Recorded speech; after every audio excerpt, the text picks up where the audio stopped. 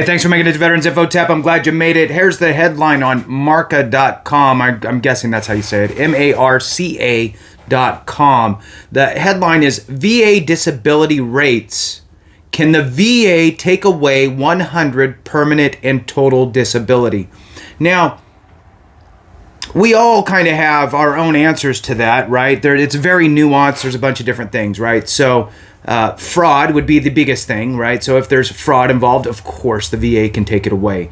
But I'm of the mindset, the more you take in, the more you can kind of have a better understanding of everything. Never, ever, ever think you know it all, because as soon as you do that, you lose. So I'm all about hearing other people's versions and even, taking information from there, finding little nuggets and having that in my own, quiver of arrows, so to speak. So anyway, let's talk about this, jump into it, hit the thumbs up for me, subscribe, share with a friend, all that good stuff. I really appreciate it. And if you're looking to support the channel in other ways, look, consider being a member. You can hit the join button, become a member, and that helps me to find you in the comments. Also, I will push out some videos that give members a little bit of an early access, which is also kind of nice. But obviously, I push out so many videos, they're always coming. So anyway, the two asks are hit the thumbs up and let the video run so this gets into the hands of those that need it. All right, so let's go. The headline again, VA disability rates. Can the VA take away 100 permanent and total disability? There are various conditions that you need to know about, is the sub-headline. Moving into it here, it says, veterans garner immense respect within the United States of America, and that is why the state has various mechanisms in place to help them on their return from active service. Veterans can file for disability with the Department of Veterans Affairs, the VA, and applicants must first know what they are eligible or what the eligibility requirements are. To qualify for VA disability benefits, veterans must meet three basic requirements. Service in the United States Armed Forces. This includes all branches such as the National Guard, Coast Guard, and the Space Force. Moving on, it says a current illness, injury, or disability, both physical and mental conditions are eligible for VA disability benefits. The conditions relation to military service. The recipient's condition must be either caused by or worsened by their service, regardless of whether they were on active duty or reserve duty. Qualified dependents, including spouses, partners, and children, can also be eligible for VA disability benefits. So now I'm going to stop right here real quick. So, yes, all of that is true. I guess my big thing is that I get a little hung up with the caused by or worsened by their service. Typically, that usually only points to physical injuries. So it's kind of an injury thing or a disease thing that was caused by your service, like Agent Orange caused this, right? But there is other ways. Just having a condition show up while you're in service kind of meets that requirement. So the example would be you could come from a family of migraine sufferers and GERD sufferers. We'll just say everybody in your family has GERD and migraines, right? But they all started getting it in their, we'll say, mid-20s, we'll just say. You join the military at 18, and guess what? You have nothing. No headaches, no migraines, no GERD, no issues. You're solid. Well, about 5-6 years into your 10 years that you've done in the military, you started getting migraines and GERD. Now, the question is, going back to this little kind of definition here, that the condition was either caused by or worsened by their service. I don't know, To me, it's like it showed up during your service. And the way that I look at this, anyway, is when you're in active duty especially, you are owned by the military 24 hours a day, 7 days a week until your contract's done. And because of that, complete ownership, we'll call it, you are afforded all of these benefits from the VA for anything that happens to you during that time frame that is worse than when you came in, right? So you come in clean slate, you leave with some check marks of some ailments, you're going to get those ailments covered.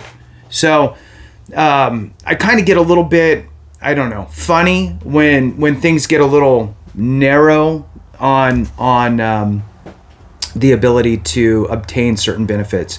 So I'll tell you, some people might think, well, that's not, that shouldn't be like that. It should have to be 100% pinpointed that the military caused it.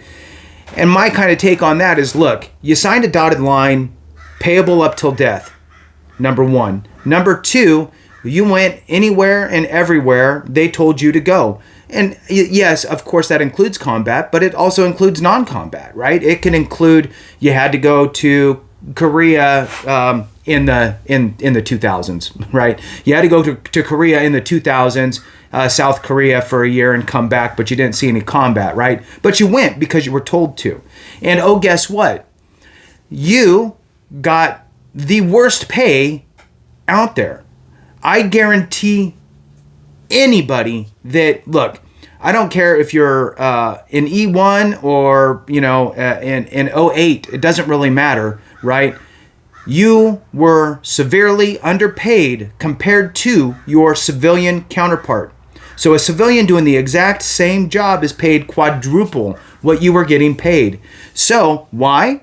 Because you have this robust benefits package on the backside. So anyway, I get off that soapbox. All right, so moving on. However, it is important to note that veterans with certain types of discharges, such as other than honorable, bad conduct, and dishonorable discharges, may not qualify for these benefits. And they say may because you can file for discharge upgrades through the DoD side, and you can also file for discharge upgrades through the VA for VA purposes only. So just a side note. Disabilities can change over time, and the VA does actually have the power to reduce the disability rating for various reasons. If you have a 100% permanent and total rating, it is very unlikely you will be reevaluated or have your rating reduced. That is only going to happen if your 100% rating was found to be fraudulent. The following could also lead to a review according to Cuttigan law. You have a 100% permanent and total rating, but open a new claim for compensation to include special monthly compensation. Special monthly compensation is a higher rate of compensation that the VA pays to veterans who lost the use of a specific organ or body parts due to military service. Loss or loss of use means amputation or no effective remaining function of an extremity or organ. If the VA rater can see that one or more of your impairments have gotten better or potentially could get better, your rating may be reduced. You have 100% permanent and total rating and open a new claim for specially adapted housing, SAH, or SHA, which is the Special Housing Adaptation Grant. These are the two housing grants. This will automatically trigger a compensation and pension exam for the increase. If the C&P examiner determines your condition has improved or could improve, the VA may reduce your rating. So here's the side note. On something like that, if you are at 100% permanent and total, again, most likely you're already squared away. However, you may want to, if you know that you're going to be filing for a housing grant, you may want to hit your doctor up a few times, right? And make sure that you're getting everything documented that, oh yeah, no, my condition has not gotten any better, right? In fact, it's gotten worse.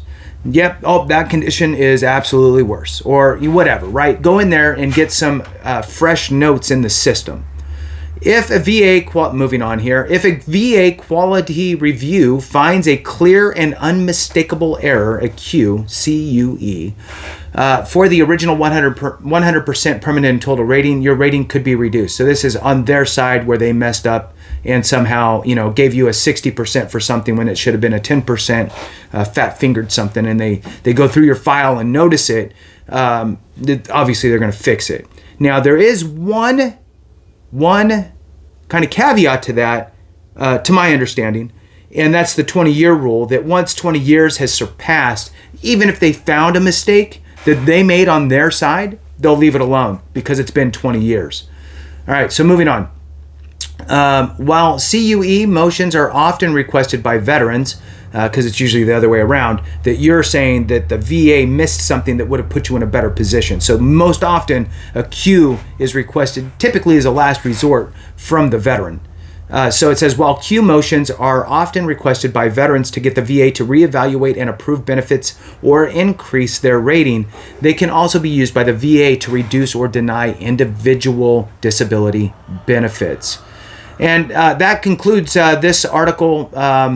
And just wanted to share it with you, see if there was any nuggets that we could take out of it, see if there's anything new or exciting. Maybe you picked something up. I'd love to see it in the comments. Thanks. Have a great one. And remember, if we don't take care of each other, something went wrong.